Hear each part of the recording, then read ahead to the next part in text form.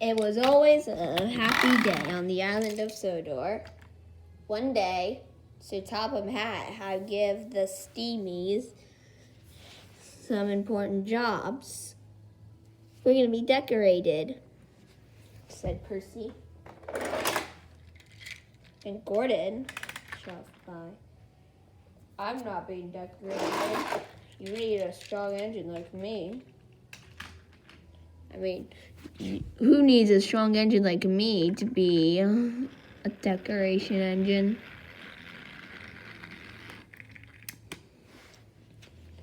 Then James shoved by.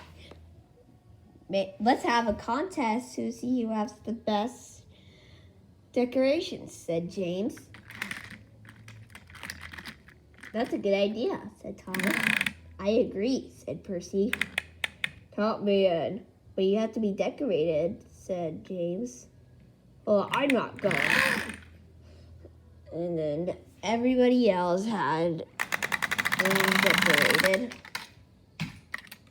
And then Gordon was at a bridge, and the sign came loose, and then he crashed through the gates.